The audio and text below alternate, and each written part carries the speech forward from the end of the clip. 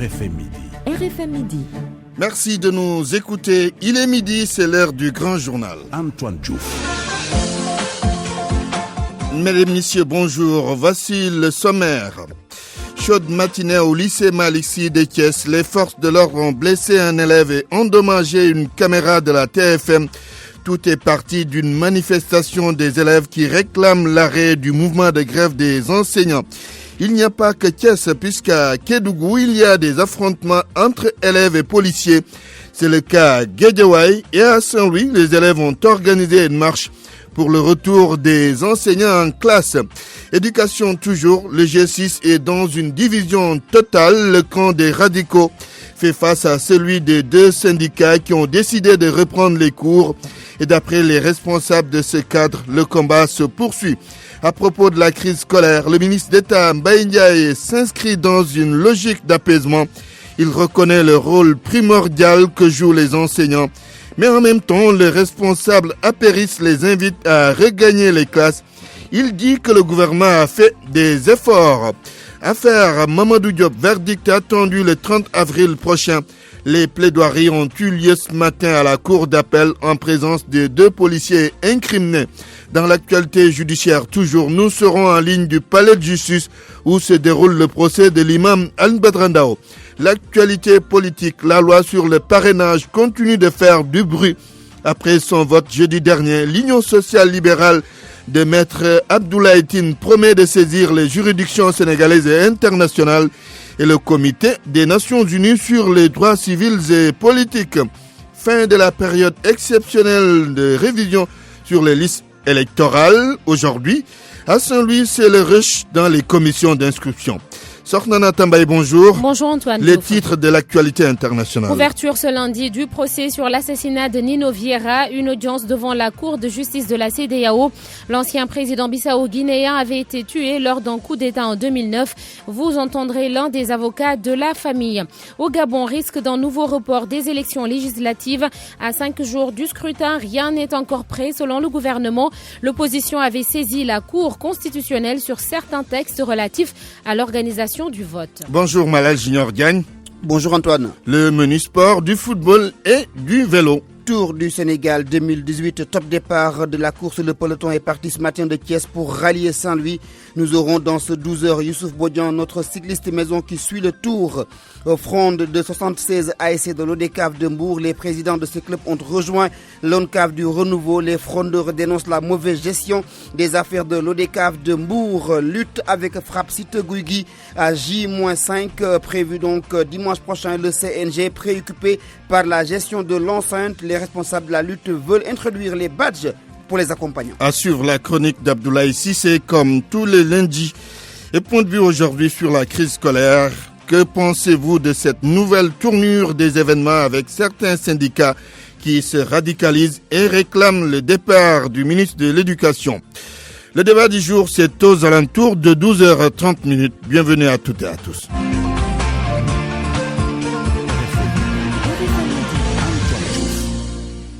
Lycée Malick Sy de Thiès, un élève a été blessé ce matin et une caméra de la TFM endommagée par les forces de l'ordre qui se sont opposées aux élèves qui manifestaient.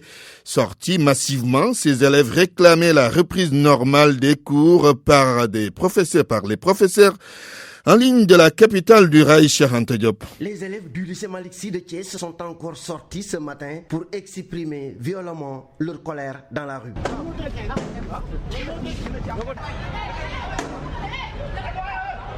Ils exigent la reprise des cours et la restitution de leurs notes par les professeurs. Parce que, disent-ils, le retard a atteint des proportions inquiétantes.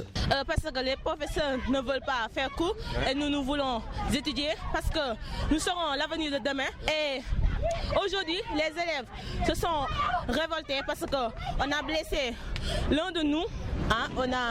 Les policiers ont cassé son nez et voilà, les élèves se sont révoltés et les policiers ne veulent pas nous aider parce que nous sommes des élèves, nous serons l'avenir de demain et il faut nous comprendre, les professeurs doivent nous comprendre parce que nous voulons étudier, nous voulons faire le mieux, le maximum pour demain parce que peut-être qui sait? Moi, je pourrais être présidente. Qui sait? Et nous voulons étudier. Vous n'avez pas reçu vos bulletins de notes? Pas encore. Dans la confrontation avec les policiers, des élèves ont été gravement blessés et la caméra de la TFM a été complètement endommagée par la police. Arrête, c'est ça. Mais les témoins sont là. Les témoins sont là. RFM Thiès, Cheikh Ante Diop. Affrontement également entre élèves et forces de l'ordre à Guédiawaye et Kédougou. C'est pour les mêmes motifs que les élèves manifestent la reprise des cours. À Saint-Louis, les élèves marchent également à l'instant. Le G6 fissure après le CELS, le syndicat des enseignants en langue arabe, le SNELA-CFC, a suspendu également son mot d'ordre de grève, mais ces défections n'ébranlent pas leurs camarades des autres organisations syndicales. Le G6 reste toujours uni dans l'action et le combat continue selon un des responsables de ce cadre qui regroupe les syndicats les plus représentatifs. El Haj Ndiogoudien. Tout comme le CELS, le SNELA-FC a mis fin à sa grève pour répondre positivement aux nombreux appels des médiateurs dans la crise scolaire, mais aussi et surtout parce qu'il considère que les préoccupations des enseignants en langue arabe ont été bien prises en charge. Omar Fall est le secrétaire administratif du SNELA-FC. Nous avons eu à avoir du gouvernement des augmentations. Sur le plan pédagogique, comme nous gérons les franco-arabes, on a aussi le problème de notre mémorandum que nous avons produit lors d'un séminaire. Et ce mémorandum-là a fait l'objet d'un atelier appelé par le gouvernement qui a été discuté. Sur la base, il a vu que vraiment, on est allé à un moment donné, on devait penser aux élèves. Il nous a recommandé de suspendre. Cette position du SNELA-FC et du CELS est respectée par le secrétaire général du SAEMS qui continue la lutte pour Saouroussen. Chaque syndicat est libre d'adopter la démarche qu'il juge opportune dans le cadre de leur groupe. Si certains, à un moment donné de la lutte, estiment qu'ils ont atteint leur objectif et qu'ils nous le disent de la façon la plus correcte, je considère que s'ils arrêtent, nous qui considérons que nos objectifs ne sont pas atteints, nous respectons les décisions des uns et des autres. Cependant, ils refusent de reconnaître qu'il y a division. Le G6 garde son unité et le gouvernement est incapable de les diviser, souligne Saouroussen. Hier, malgré tout, on s'est réunis au siège du CELS pour apprécier ensemble les positions des uns et des autres. Étant donné que nous avons l'obligation de porter les préoccupations des enseignants pendant ces 5 prochaines années en tant que syndicat représentatif, nous estimons que malgré les positions des uns et des autres, nous devons rester ensemble. Le G6 va-t-il rester uni dans la division ou bien va-t-il imploser à cause de divergences d'approche et de points de vue? Les prochaines heures ou les prochains jours devront nous édifier. Le débat du jour sur cette situation que vit l'école sénégalaise.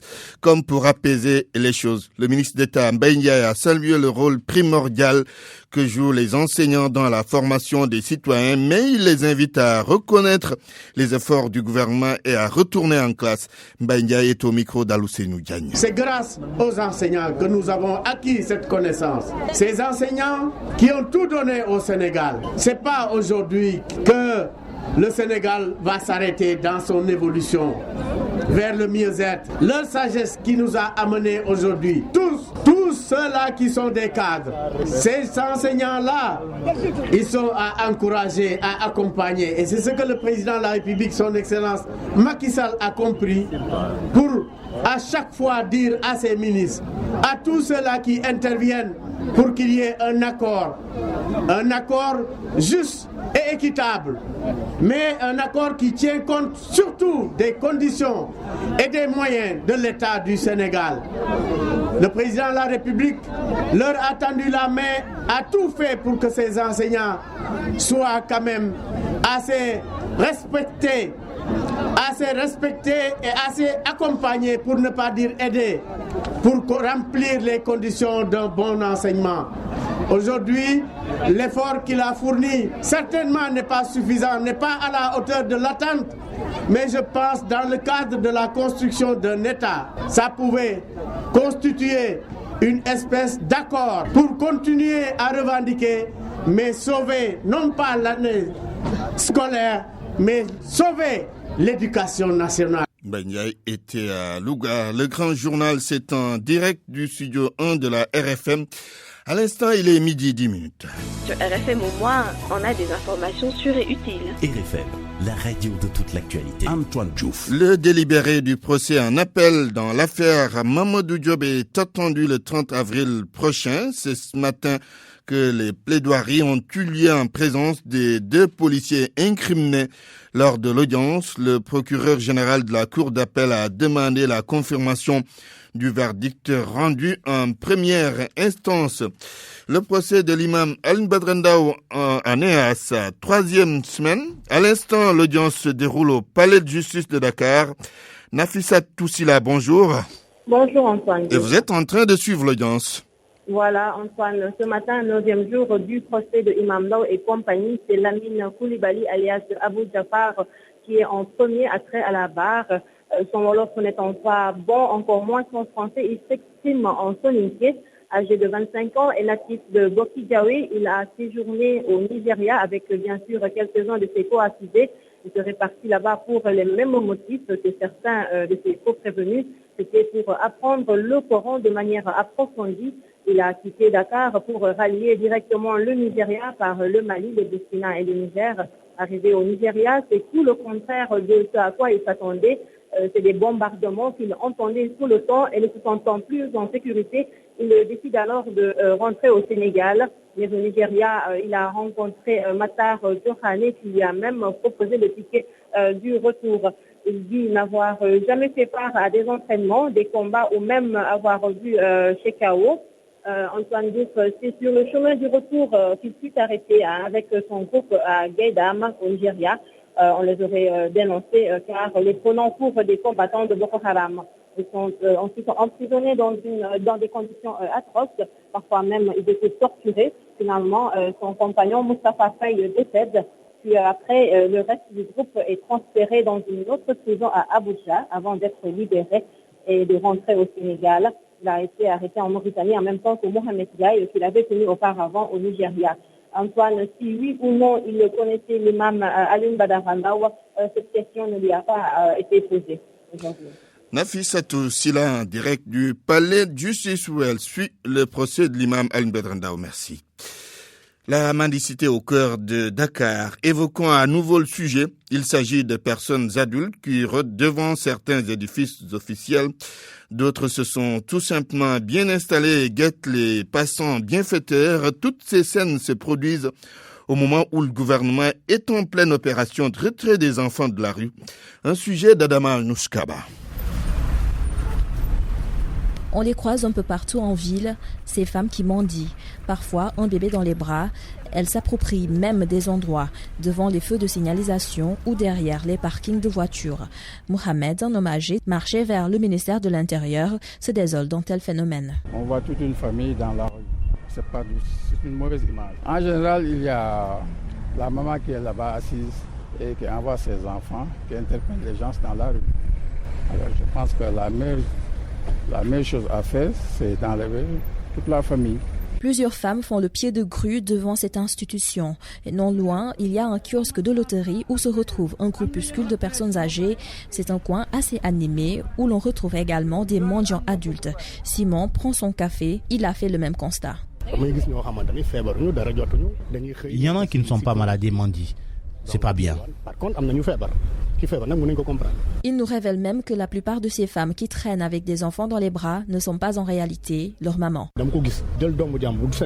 J'en vois des femmes qui empruntent des enfants pour mendier. Elles savent que les Sénégalais sont plus sensibles aux enfants. La deuxième phase de l'opération de retrait des enfants talibés des rues de Dakar est toujours en cours, mais cette mesure ne semble pas inclure les mendiants adultes. Midi 14 minutes, vous suivez le grand journal. RFM 94.0, la radio en puissance. L'Union sociale libérale entend continuer le combat après l'adoption du projet de loi sur le parrainage. Ce parti va saisir les juridictions nationales et internationales. Le leader de cette formation politique n'exclut pas de saisir également le Comité des Nations Unies sur les droits civils et politiques. Selon l'avocat Abdoulaye Tine, ce texte viole la loi et la constitution du Sénégal.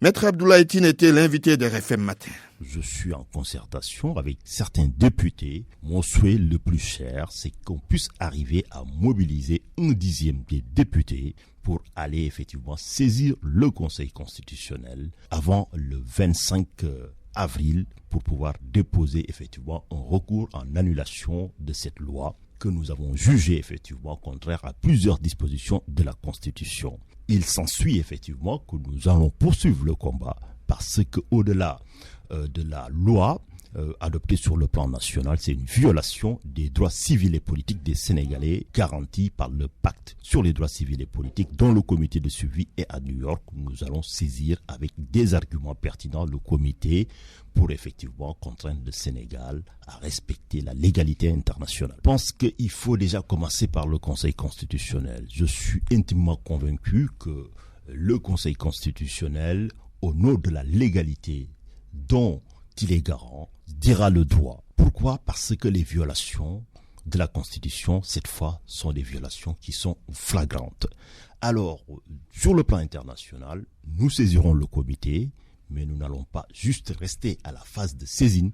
Nous allons faire le déplacement pour rencontrer les plus hautes autorités des Nations Unies, pour rencontrer effectivement les plus hautes autorités de l'Union européenne pour qu'ils rappellent le Sénégal et ses dirigeants politiques à la raison. Inscription sur les listes électorales, les opérations prennent fin aujourd'hui.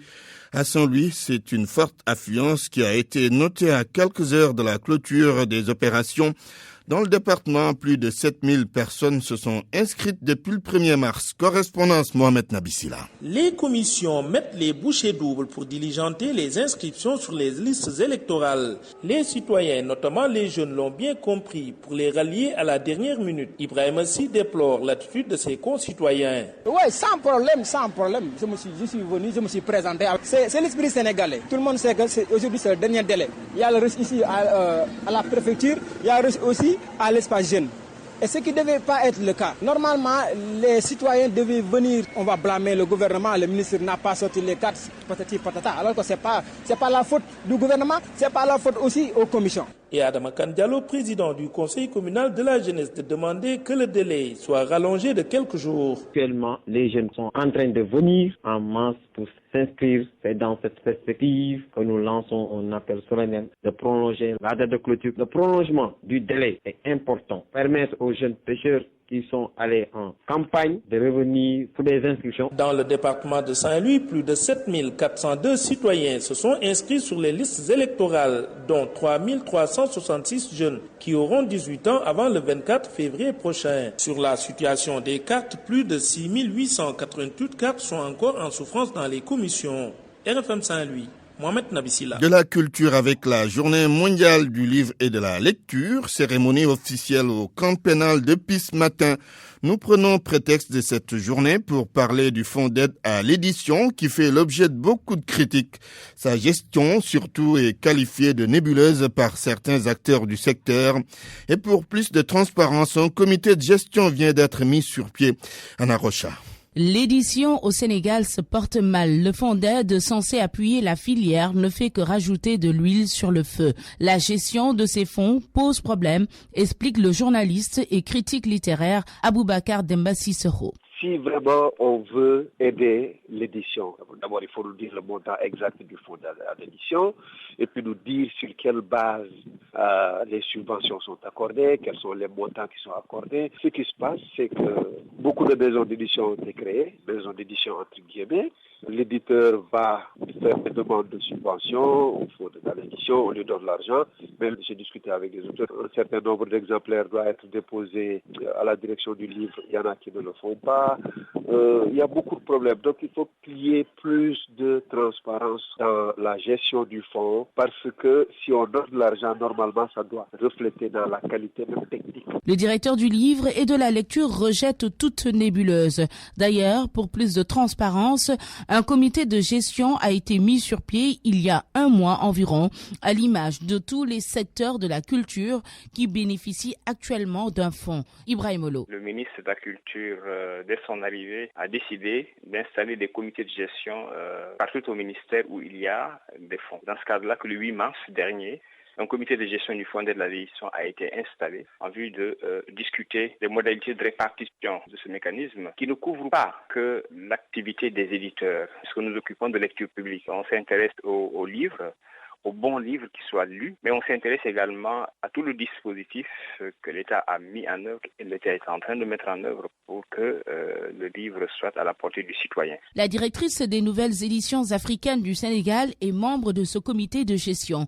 Aminata Sy espère qu'il y aura moins de problèmes dorénavant. Ce fonds est d'une grande aide pour les éditeurs dont elle dirige également l'association. L'édition nationale comporte deux volets. Il y a la littérature générale et les livres scolaires. Si on arrive à gagner le marché donc, de l'éducation nationale qui se chiffre à des milliards chaque année, mais malheureusement on n'a pas ce marché, on se rabat sur la littérature générale, mais aussi cette littérature générale-là ne marche pas bien au Sénégal. Donc on a besoin de cette aide donc, pour essayer donc, de produire. À ces problèmes pécuniaires, l'édition au Sénégal souffre d'autres maux. Le manque de librairies, le prix élevé du livre par rapport au pouvoir d'achat du Sénégalais et le numérique ne facilitent pas les choses. RFM. L'actualité internationale.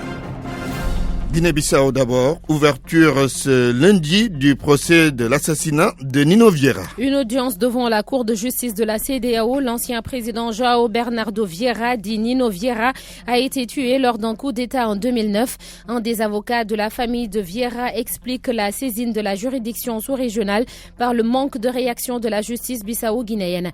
Maître Abdoulaye Tine était l'invité de RFM Matin. Écoutons-le avec El Hadj Ndiogou Diène. C'est une première dans la sous-région et en Afrique que la Cour de justice de la CEDEAO décide de se saisir effectivement de l'assassinat d'un ancien chef d'État, parce qu'au-delà du crime crapuleux, du crime politique, de l'assassinat politique aussi, c'est un crime de droit commun parce qu'il était chef de famille, il était père, il était père plutôt d'enfants, donc il est normal que la veuve et tout le monde soient réhabilités. Et nous avons estimé qu'il était indispensable d'amener la Guinée-Bissau devant cette cour parce que tout simplement, il y a une inaction. C'est-à-dire, la Guinée-Bissau n'a pas mis en œuvre sa justice pour rechercher et sanctionner les coupables. Et devant cette inaction, on n'avait autre possibilité que de saisir cette juridiction pour pouvoir dire le droit. Maître Abdoulaye Tine, avocat au barreau de Paris. Mali, Tombouctou, cible d'une nouvelle attaque. C'est un camp de la MINUSMA qui était visé. Fort heureusement, il n'y a pas eu de victimes. L'attaque survient une semaine après une autre à Tombouctou également. Un casque bleu burkinabé avait perdu la vie. Virginie Samantha Assine. Des tirs de roquettes ont visé hier un camp de l'armée malienne et celui de la MINUSMA à Tombouctou, dans le nord du Mali. Il n'y a pas eu de victimes ni de dégâts matériels, selon la mission des Nations Unies au Mali et l'armée française. Ces tirs interviennent une semaine après l'attaque djihadiste des camps de la MINUSMA et de la force française Barkhane à Tombouctou, qui a coûté la vie à un casque bleu burkinabé. Ce qui a occasionné 7 blessés parmi les casques bleus, 7 militaires français et 2 civils maliens. L'attaque à Tombouctou survient au lendemain de l'annonce par l'armée malienne qu'elle a neutralisé vendredi 15 terroristes dans le centre du Mali. Un soldat a été tué et 2 autres blessés lors de cette opération. En Afrique centrale, Gabon, va-t-on vers un report des législatives? Alors Antoine, ces élections doivent se tenir le 28 avril et ont été reportées à plusieurs reprises. À moins d'une semaine, le gouvernement avoue qu'un nouveau report est fort probable. Rien n'est prêt. Un certain nombre de textes du code électoral ont fait l'objet d'une saisine de la Cour constitutionnelle par certains acteurs de l'opposition, ce qui retarde le processus, confie le porte-parole du gouvernement. L'Union nationale, un parti de l'opposition proche de Jean Ping, est également sceptique quant à la tenue du scrutin. Et puis, crise dans le Sahara occidental, le Conseil de sécurité se penche mercredi prochain sur un projet de résolution. Le projet est porté par l'Espagne, la France, le Royaume-Uni et les États-Unis. Le Maroc tente d'influencer le contenu du texte. Le Royaume veut que des sanctions soient imposées au Front Polisario. Il dénonce depuis quelques semaines déjà des provocations du Polisario encouragées par l'Algérie dans la zone tampon. De son côté, le Front s'est offusqué de ce qu'il appelle une campagne médiatique et diplomatique de désinformation menée par Rabat. Le Conseil de sécurité de l'ONU donc qui se penche sur le cas du Sahara occidental. Sornanata, immigration clandestine, des centaines de personnes ont été secourues ce week-end en Méditerranée. 500 migrants au total. D'après les autorités italiennes, ils sont attendus au port de Sicile ce lundi. Des femmes et des enfants figurent sur la liste. Malgré cette nouvelle opération de sauvetage, le ministère italien de l'Intérieur avait avoué vendredi dernier une baisse de 79,4% des vagues de migrants vers l'Italie au cours des derniers mois. C'était l'actualité internationale avec Sornana Tambaye. Merci. Parole aux auditeurs. L'actualité, qu'en pensez-vous? Moi, je pense que vous devez. Réagissez dans nos éditions d'information sur l'actualité. Bonjour. Oui, bienvenue sur cette antenne de RFM. Du lundi au vendredi, vous avez la parole sur RFM. Crise scolaire, nous allons parler de la nouvelle situation dans quelques instants. Ce sera donc avec nos deux intervenants, Cherbo de la COSIDEP et Aimé Assine, député président de la commission éducation, jeunesse, sport, loisirs à l'Assemblée nationale. RFM Sport. Malal Junior Diagne, bienvenue. Merci Antoine. Tour du Sénégal, on va pédaler, oui. Cap sur Saint-Louis. Oui, depuis ce matin, les coureurs sont partis de Thiès pour donc rallier la vieille ville. Youssouf Bodian, notre envoyé spécial, suit la course, la première donc de cette édition 2018. Youssouf Bodian, bonjour. Bonjour Malal et bonjour à tous. Aujourd'hui, pas de faux départ. Pas de faux départ. Le tour a bien démarré avec l'étape 2 qui a quitté Thiès à 9h précisément. Malal, on est à 64 km de Saint-Louis. On a dépassé Louga tout à l'heure. À noter cette chute à une dizaine de kilomètres de Louga.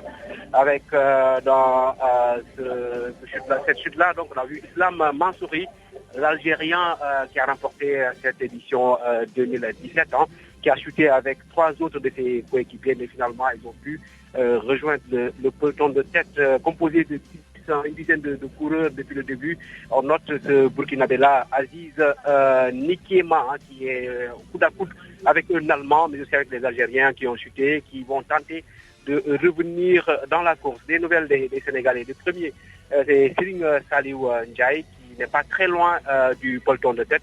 Sinon, les 5 autres sont très loin, notamment le capitaine Bekay Traoré, qui est le numéro 1 sénégalais, qui a été victime d'une chute, mais malheureusement c'était prévisible vu les difficultés dans lesquelles ils ont préparé cette course. Pas de regroupement, pas de prime, naturellement, pas de motivation. On est donc à une soixantaine de kilomètres de Saint-Louis. Retenez que le peloton de tête est composé d'une dizaine de coureurs, dont les Algériens, mais aussi un Burkinabé à surveiller. Merci Youssouf Bodian, à tout à l'heure.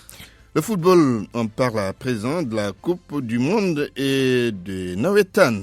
La Coupe du Monde d'abord, on va parler d'argent avec la CAF, la Confédération africaine de football, qui décide d'octroyer une très forte enveloppe aux équipes qualifiées pour la Coupe du Monde, aux équipes africaines bien sûr.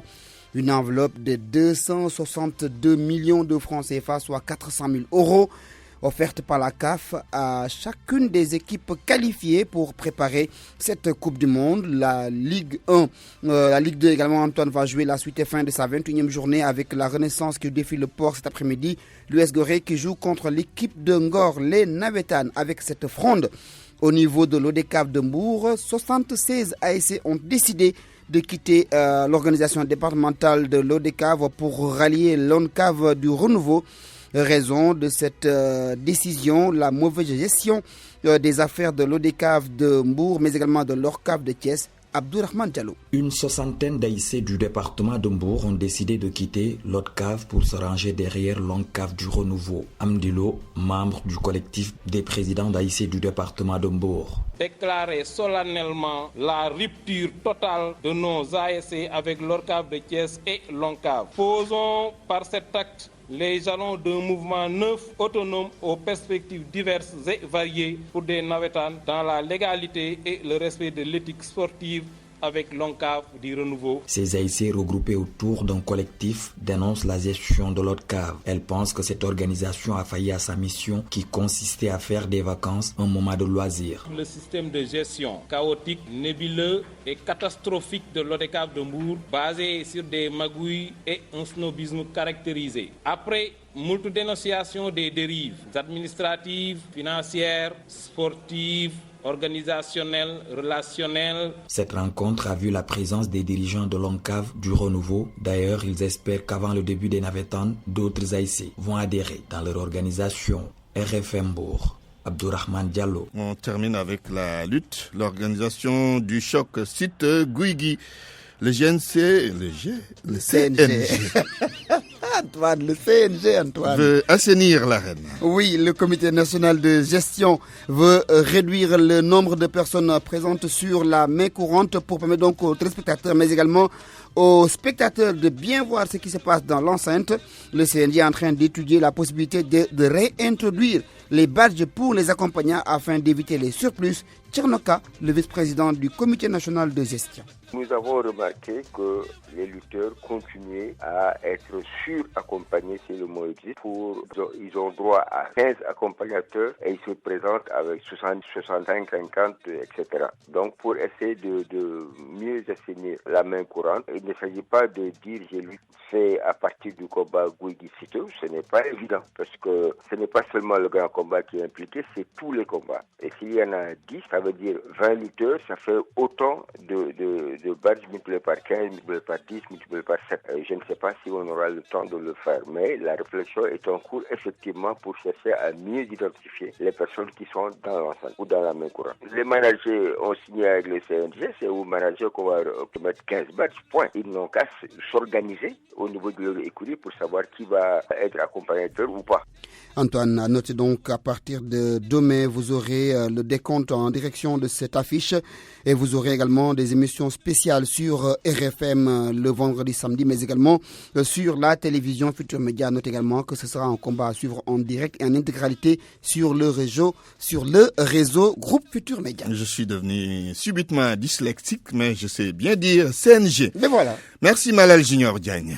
RFM, la chronique du jour. L'instant de la vitalité démocratique et le débat parlementaire un peu terni par la violence policière qui s'est abattue sur les manifestants et parfois sur de simples curieux. On n'aura jamais réconcilié la police avec la société sénégalaise tant qu'on n'aura pas parlé. Et en parler n'est pas non plus salir la police. Casser du manifestant, même indicatif, ne doit pas être admis dans une société civile. Dans une société civilisée, Abdoulaye Cissé. Nous n'avons pas pour habitude ici de traiter de nos expériences personnelles puisque pas représentatif du tout du vécu de la majorité de nos compatriotes, sans prétention aucune. Encore qu'en l'espèce, il s'agit plus d'un témoignage que nous devons à la postérité et heureusement que les images sont devenues publiques, inondant les réseaux sociaux et une fois n'est pas coutume, obligeant les médias traditionnels à s'emparer du sujet. À l'Assemblée nationale, ce 19 avril 2018, il y a eu du boucan, des mots rugueux ont été échangés entre députés, le débit parfois très très haut. On s'est bousculé, on s'est toisé, mais sans plus. Ce n'est jamais allé au-delà. Les mots ont un sens. Il n'y a pas eu un seul coup de poing échangé. Et pourtant, cela nous a tous choqués, tous. Et peut-être parce que ce sont des députés qui se seraient battus. Mais pas que. Parce que la violence agresse notre subconscient et heurte notre sensibilité.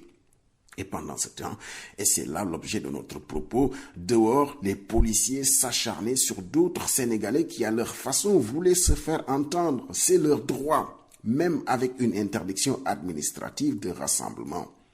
Osons le dire une bonne fois pour toutes, ce n'est pas parce qu'on a bravé l'interdiction de manifester que la police est investie du droit de taper, de casser, de brimer, d'humilier des citoyens avec une méchanceté mesquine et gratuite. J'aimerais bien voir ici qui a signé l'ordre pour tabasser les Sénégalais, même manifestants vindicatifs. Ces images ne pouvaient pas rester enfouies quelque part comme si elles n'ont pas existé. Et les nier comme s'échine à le faire l'institution de la police ainsi que ses officines de communication et ses relais propagandistes n'est pas pour réconcilier la police à la société. À l'Assemblée nationale, après la bouderie des parlementaires de l'opposition et la fin du débat bouclé par le vote et l'adoption de la loi, tout le monde est reparti ensemble. Fallait voir députés de la majorité comme de l'opposition boycotteuse débriefer ensemble sur le parvis de cette auguste assemblée. Mais après les manifestations et la sauvagerie policière, comment voulez-vous que la police marche aux côtés de ces citoyens qu'elle venait de tailler, de violenter gratuitement, juste pour le plaisir, pour assouvir on ne sait plus quel instinct? Elle était belle dernièrement, l'image de la police qui félicite la population de sa collaboration et de son rôle de vigie citoyenne qui a permis de mettre hors d'état de nuire nombre de voleurs d'enfants qui avaient fini par traumatiser toute la population et la police avec. Qu'on ne vienne surtout pas dire que notre propos salit la police. Non. Et nous assumons de salir ces agents qui abîment par leur barbarie l'image de la police. Ceux-là doivent être extirpés de ce corps. Ce sont des voyous drapés sous le manteau de force de l'ordre qui sèment le désordre. Qui n'a pas vu ces policiers, après avoir arrêté des manifestants, le plus souvent sans résistance, administrer des gifles, des coups de matraque, piétiner avec leurs bottes de pauvres victimes déjà plaquées contre le plancher des pick-up? Et nous avons plaint les plus téméraires des manifestants arrêtés à la suite d'une course-poursuite. Ils payaient cher la rançon d'avoir essoufflé les policiers. Ce débat citoyen ne peut pas être étouffé et nous avons squatté les forums partout sur la toile. Le meilleur avocat de la police était le policier lutteur très actif sur les réseaux sociaux et qui se fait appeler d'ailleurs Pathé Mburu Askanui. De quel Askan se revendique-t-il encore celui-là? De cet Askan que ses collègues ont fini de casser, j'en doute depuis. Et l'argument pour dire que la police est citoyenne, ce sont ces journées portes ouvertes organisées récemment avec en tête de gondole des VIP de l'arène en guest star chez les policiers. On connaît désormais leur référentiel. Ce propos est un hommage à toutes ces garmis, au propre comme au figuré. Ces braves femmes, elles peuvent s'appeler Absa aussi, des hommes, Khalil, le roi Guézou et tous ces autres amis virtuels, véritables dépositaires du legs citoyen qui ont porté ce débat. Il y a un espoir quand même. Un officier supérieur de la police confiait sa désolation que ses jeunes collègues et peut-être leur hiérarchie d'une complicité coupable ne savent même pas en quoi consiste leur mission de gestion de crise. Allez, dites-leur, mon commissaire, remettez de l'ordre chez vous, s'il vous plaît. RFM, la presse du jour. Presse du jour, Georges Detchediop. Branle-bas de combat dans le secteur de l'éducation. Selon Le Soleil, 4 sur 6 syndicats arrêtent la grève. Une annonce du ministre de l'Éducation lors d'un point de presse samedi. Serigne Mbaye-Thiam qui, selon le journal, a ainsi invité tous les enseignants à rejoindre les classes dès ce lundi, car le gouvernement ne pourra pas, selon lui, accepter que l'année scolaire puisse être perdue. D'ailleurs, Le Soleil informe que l'on s'achemine vers un réaménagement du calendrier scolaire et une reprogrammation des examens. Conséquence de cette sortie du ministre de l'Éducation, la fissure s'exclame enquête. Imbroglio autour de la fin de la grève, note l'AS. Pour Le Témoin, Serigne Mbaye-Thiam sème la zizanie. Le journal Le Quotidien indique que Serigne Mbaye-Thiam crée la confusion. Sud Quotidien parle d'une crise scolaire dans tous ses éclats. De l'avis de Wolf Quotidien, Serigne Mbaye-Thiam prêche dans le vide. L'Observateur évoque une polémique sur la suspension de la grève des enseignants. Et pour cause, Le Quotidien souligne que seuls le CELS et le SNELAS FC ont levé leur mot d'ordre. Enquête ajoute à la liste le CELS A et l'UDEN. Que ça. En tous les cas, si l'on se fie au journal Le Quotidien, 4 syndicats sur les 6 se sont radicalisés. Dans ce lot, le QSEMS et le SAEMS qui ont maintenu leur mot d'ordre de grève. Leurs secrétaires généraux ont réagi dans les journaux. Dans l'Observateur, Abdoulaye Ndoye déclare qu'au nom de la dignité citoyenne et politique, Serigne Mbaye-Thiam doit rendre le tablier. Saour Hossein, lui, confie à Wolf Quotidien que si le gouvernement veut faire dans l'intimidation, ils sont prêts. Et enquête de noter qu'en annonçant la levée du mot d'ordre de grève de 4 des syndicats du G6, le ministre Serigne Mbaye-Thiam a compromis une affaire bien engagée. Du coup, les facilitateurs et les syndicalistes sont furieux. L'opposition est aussi furieuse contre l'adoption de la loi sur le parrainage. Et enquête nous apprend qu'à propos de l'appel au dialogue du président de la République, l'opposition et la société civile dénoncent une supercherie. Le chef de l'État va apprécier. Macky Sall, que l'Observateur assimile à Machiavel. L'Obs décline ce matin la trajectoire d'un génie politique longtemps sous-estimé, qui pourtant est doté d'un talent politique hors norme qu'il a fini de démontrer aux yeux des Sénégalais, dépassé par son niveau de lecture des événements. De la guerre contre Wade à la gestion des manifestations du 19 avril dernier, le jour où Marième Faye Sall l'a interpellé en ces termes: toi, est-ce que tu es conscient de la situation? Yorodia, politiste qui confie à l'Observateur que si l'opposition sous-estime Macky Sall, elle se trompe lourdement. Macky, le politique, ou tout simplement Machiavel, c'est aux pages 4 et 5 de l'Observateur. Le décryptage fait suite au vote de la loi sur le parrainage. Seulement, Tribune affirme que la route est encore longue. Le pouvoir continue de jubiler, l'opposition vers une seconde journée de résistance. Le forum du justiciable demande la non-promulgation de la loi et Alioutine fait part de ses craintes. Pour lui, on va vers une situation post-électorale ingérable. Et pendant ce temps, dans les Échos, Aliou Sané de Y'en a marre raconte ce que le journal appelle l'horreur. Dans son récit de la journée du 19 avril, Aliou Sané fait savoir que certains étaient dépouillés de tous leurs vêtements et qu'il ne leur restait qu'un caleçon. Il dit aussi avoir été interrogé menottes au poignet. Parlons à présent santé avec Source A qui a fait une enquête sur le système sanitaire au Sénégal. Source A fait état de 1001 souffrances d'une diva fragile. Entre autres mots, à l'hôpital Le Dantec, sur plus de 1000 agents, seuls les 300 sont qualifiés. Pas de cardiologue à Tambacounda, Kaffrine, Louga, Sédhiou, Kédougou et Kolda. Les 4 médecins gériatres existants dans tout le pays officient tous à Dakar. 18 des 22 médecins infectiologues exercent à Dakar. Aucun neurochirurgien dans les 13 autres régions. 20 des 26 médecins ophtalmologues vivent dans la capitale. En sport, la vedette du jour, Kalidou Koulibaly, unique buteur contre Juventus hier. 1 point sépare maintenant Naples à la Juventus, leader de la Serie A. Pour record, Koulibaly relance Naples. Pour Stade, Koulibaly scalpe la Juve. À vos kiosques et bonne lecture.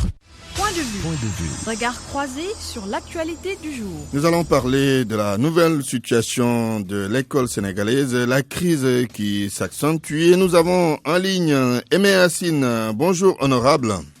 Bonjour. Vous êtes le président de la commission éducation, jeunesse, sport, loisirs à l'Assemblée nationale. Cheikh Mbow est également en ligne. Bonjour, Cheikh. Bonjour Antoine. Vous êtes le coordinateur de la COSIDEP. Nous allons en quelques minutes examiner cette situation et probablement proposer quelques solutions. D'abord, Aimé Hassine, 2 syndicats du G6 arrêtent la grève. Les 4 autres se radicalisent et réclament le départ du ministre de l'Éducation. Quelle est votre appréciation de la situation actuelle de l'école sénégalaise ? Voilà, merci. Je crois que je vais commencer par là où vous avez terminé. Quand les syndicats réclament la démission du ministre de l'Éducation nationale, oui. Je crois savoir que il n'y a que le président de la République qui donne des responsabilités à des personnes à qui il a confiance. Oui, mais si les syndicats ne sont pas satisfaits aussi, ils ont le droit de réclamer. C'est la prérogative de demander qu'il doit être là et qu'il doit partir. Oui. Je crois qu'ils doivent poser leurs problèmes. Oui. Le problème, c'est la plateforme de revendication dont ils sont porteurs au nom de tous les enseignants, comme il est dit. Oui. Alors, je voudrais préciser d'abord que moi-même, je suis un enseignant. Je suis le professeur et donc, à ce titre, si c'est un problème d'intérêt, j'en profiterai bien. Mais mon problème, ce que je n'arrive pas à comprendre, c'est que, comme l'a dit le président de la République, il exhorte son gouvernement à respecter les clauses signées. Oui. Mais dans ce contexte bien précis, il est bon que les Sénégalais sachent que ce ne sont pas seulement des points de revendication qui datent de 2012, comme beaucoup le pensent, comme beaucoup veulent le faire croire. Il y a eu un cumul de situations. Donc, l'État, appréciant, a dit, nous allons essayer de voir comment régler ces revendications. Mais il faut aussi comprendre que, compte tenu de l'arbitrage budgétaire, compte tenu aussi du contexte de notre pays, il faut avoir parfois aussi de la patience. Vous ne pensez pas que les enseignants ont longtemps patienté? Vous avez quand même signé des accords avec eux en 2014, même s'il y avait des accords antérieurs. Des accords, on le reconnaît, ce bail de 2 ans, comme ils le disent, on le reconnaît. Mais maintenant, quand l'État aussi revient à la charge après la revendication pour faire un effort, pour aller jusqu'à 25%, je crois que c'est raisonnable. Parce que moi, j'ai reçu un groupe dans mon bureau. Oui. Et quand nous avions discuté, on était d'abord au 15%. Oui. Justement, nous reviendrons dans votre... Oui, nous reviendrons sur votre dans votre deuxième intervention sur ce point précis pour vous dire ce que vous avez fait exactement pour aider quand même à désamorcer la bombe. Alors, on poursuit. Vous gardez la ligne, Monsieur Aimé Assine. Cheikh Mbow, où va l'école sénégalaise? Est-ce que c'est la même question que vous vous posez aujourd'hui? Oui, merci encore Antoine. Et je voudrais saluer aussi l'honorable député Hélène Yassine et dire évidemment que les perspectives que nous voyons nous invitent évidemment à repenser un peu cette question que vous avez interrogée, où va l'école sénégalaise. Je voudrais, avec votre permission, profiter de cette opportunité pour d'abord présenter mes discours à la presse de manière générale. Parce que dans la période, nous n'avions pas voulu communiquer, simplement parce que nous voulions privilégier un travail souterrain. Parce que ça, pour nous, c'est un élément qui est essentiel. Maintenant, l'école sénégalaise, pour nous, ne mérite pas ce qu'on est en train de vivre. Simplement parce que nous avons les ressources humaines qu'il faut.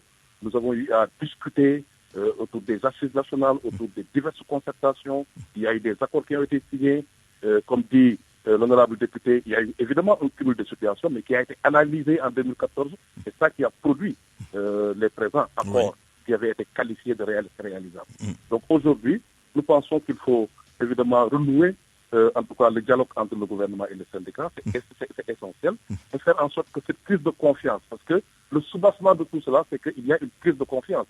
Les syndicats qui bénéficiaient d'accords ou d'engagements de l'État et qui voyaient évidemment, qui constataient que ces engagements n'étaient pas respectés à temps, c'est ça qui fait aujourd'hui qu'ils sont hésitants, qu'ils hésitent pour tout nouveau engagement. Donc il est essentiel que l'on puisse retrouver la sérénité, faire en sorte que la confiance puisse être de mise entre le gouvernement et les syndicats. Ça, pour nous, c'est un élément qui est essentiel. Il est aussi fondamental que par rapport aux engagements qui avaient été pris par l'État, qu'il y ait des actes significatifs qui rassurent les acteurs syndicaux. Nous, quand on les a rencontrés à plusieurs reprises, nous nous sommes rendus compte que nous avons des leaders syndicaux très, très responsables, des leaders syndicaux très éclairés aussi, qui maîtrisent la situation. Donc, et qui aussi sont dans de bonnes dispositions, parce que personne ne veut de cette crise. Et de dans de bonnes dispositions, mais y a-t-il lieu d'espérer une issue heureuse avec la radicalisation, ces syndicats qui réclament le départ du ministre de l'Éducation nationale? Écoutez, nous sommes convaincus qu'il n'y a jamais eu de problème sans solution. Il n'y a pas de crise sans solution. Les crises les plus acerbes, même entre États, trouvent toujours une solution. La seule question qu'on se pose, c'est à quel moment allons-nous trouver la solution? Et pour trouver la solution, nous savons qu'il n'y a pas mille modalités. Il faut renouer le dialogue entre le gouvernement et les syndicats. Il faut aussi faire preuve d'un esprit positif et constructif. Personne ici n'est plus patriote que l'autre. Donc il est essentiel qu'il y ait une écoute positive pour comprendre véritablement les préoccupations qui sont posées, ne pas les lier à d'autres faits. Ça, pour nous, c'est un élément essentiel. Les actes que nous posons, la répression policière à Ziguinchor, ça a radicalisé les enseignants. Évidemment que la conférence de presse du ministre de l'Éducation a aussi eu à radicaliser cette leaders syndicaux, qui étaient pourtant dans d'excellentes dispositions. Donc, il faudrait peut-être qu'on réinterroge les actes, les propos, et qu'on fasse preuve de plus d'humilité, de plus d'ouverture, et qu'on se dise que c'est en toute solidarité qu'on peut faire face aux problèmes les plus complexes. Aujourd'hui, il y a des porteurs de solutions qui sont là, qu'il faut valoriser, qu'il faut coordonner, qu'il faut encourager. Et c'est ça qui pourrait nous permettre évidemment de... Très bien. Je reviens à vous tout à l'heure pour conclure. Alors, Aimé Assine, vous aviez tout à l'heure commencé à parler de vos démarches. Vous avez fait sans doute des démarches avec les syndicats. Quels étaient les points de blocage dans vos discussions pour rapidement terminer? Je suis un groupe de syndicats et auxquels nous avions fait des propositions suivantes. Puisqu'on était déjà à l'offre de 15 000, est-ce que si on demandait au président de repousser au moins jusqu'à 20, est-ce que vous seriez d'accord? J'ai eu à en discuter personnellement avec M. le Président de la République lors de voyage. Et il est allé même au-delà. Donc quand il fait l'offre jusqu'à 25, aujourd'hui, le problème n'est pas de savoir qui a tort, qui a raison. Le problème est de se faire un souci par rapport à cette progéniture qui est la nôtre et qui est appelée à étudier aussi comme nous pour demain. Alors, cette radicalisation, il faut la comprendre par rapport au contexte politique, c'est vrai. Mais je crois que moi, ce que j'ai à faire, c'est de lancer encore un appel aux deux. Lancer un appel au gouvernement par rapport à ce qu'ils peuvent faire, s'ils peuvent faire plus. Mais surtout lancer un appel à mes collègues parce que s'ils ont pu de 2014 à nos jours supporter, je crois qu'ils doivent pouvoir aussi supporter, même si c'est un an, des trucs comme ça. L'essentiel, c'est de sauver au moins ce truc dans l'intérêt des enfants. Très bien. Merci. Aimé Hassine. C'est cet appel que je lance. Parce qu'on ne peut pas continuer à être là, qui a tort, qui a raison. Oui, tout à fait. Alors que nous, notre avenir, nous l'avons assuré. Merci. Aimé Hassine, député et président de la commission éducation, jeunesse, sport et loisirs à l'Assemblée nationale. Cheikh Mbow, on termine rapidement avec vous. On a appris que vous, médiateur, vous étiez sur une bonne dynamique avec les enseignants. Mais le fait que le ministre de l'Éducation nationale ait fait une sortie a un peu fait capoter les choses. Oui, Antoine, c'est vrai que nous nous positionnons plus en facilitateur qu'en médiateur ou en négociateur. Et véritablement, nous considérons évidemment que compte tenu de notre mission, nous n'avions pas le droit d'être un acteur passif qui croiserait ses bras. Et donc, nous avons évidemment pris beaucoup d'initiatives, comme j'ai dit, en souterrain. Nous considérons aujourd'hui, en termes de pistes de solutions, il faut renouer le dialogue entre le gouvernement et le syndicat. Et c'est au gouvernement de prendre évidemment l'initiative. Ce n'est pas les syndicats qui vont promoter le gouvernement. 2, il faut aller dans le sens de ce qu'avait proposé le Premier ministre, qui était le monitoring des accords sous son leadership. Je pense que ça c'est important, que les accords liés aux lenteurs administratives, qu'on puisse dépasser ça et qu'on puisse être dans un dispositif qui nous permette de retourner à l'orthodoxie par rapport à la gestion du système. 3, nous considérons qu'il faut affronter le rapport sur le régime indemnitaire. C'est ça qui pose problème en termes de désarticulation. Il faut l'affronter, il faut oser le faire de manière ensemble. Ça, pour nous, c'est un élément. Est-ce que vous confirmez? Oui, 4. 4, nous pensons que compte tenu de la complexité de la crise, nous attendons, évidemment, nous portons beaucoup d'espoir au chef de l'État. Le chef de l'État, le chef de l'État, évidemment, reste l'espoir essentiel pour qu'on puisse sortir de cette crise. Autrement, c'est juste une catégorie d'enfants qui est aujourd'hui impactée, ça veut dire les enfants des écoles publiques. En 15 secondes, est-ce que vous confirmez que votre action a été sabordée par la sortie du ministre de l'Éducation nationale, comme le disent certains? J'ai dit à vos confrères que je ne veux pas personnaliser. Et voilà, je veux rester positif. Mais il faut simplement dire qu'on était vraiment dans une bonne piste.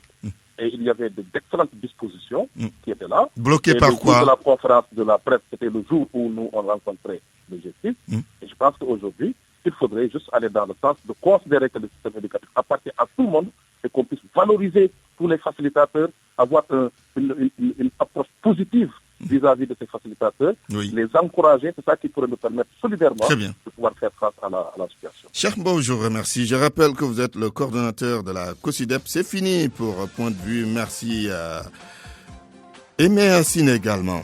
Je vous rappelle les titres. Chaude matinée au lycée Malick Sy de Thiès. Les forces de l'ordre ont blessé un élève et endommagé une caméra de la TFM. Il n'y a pas que Thiès, puisqu'à Kédougou, il y a eu des affrontements entre élèves et policiers. C'est le cas à Guédiawaye. Également à Darou Djolof, à Saint-Louis, les élèves ont manifesté une marche pour le retour des enseignants.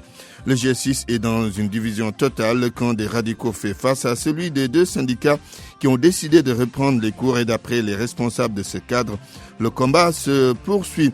À propos de cette crise scolaire, le ministre d'État Mbaye Ndiaye s'inscrit dans une logique d'apaisement. Il reconnaît le rôle primordial que jouent les enseignants, mais en même temps invite les enseignants à regagner les classes. Affaire Mamadou Diop, verdict attendu le 30 avril prochain. Les plaidoiries ont eu lieu ce matin à la cour d'appel en présence des deux policiers incriminés. Et puis en politique, fin de la période de révision exceptionnelle sur les listes électorales aujourd'hui. À Saint-Louis, c'est le rush dans les commissions d'inscription. Journal présenté par Antoine Diouf à la technique, Abdoulaye Didi Diop. Réalisation d'Aouda Diouf et El Hadj Ndiogou Diène. À 13h, Mamadou Mohamed Ndiaye pour la grande édition en Wolof. Ce sera El Hadj Hassan Gueye pour la grande édition en Wolof. Tout de suite, Dialgati Khibar. Excellent après-midi à toutes et à tous.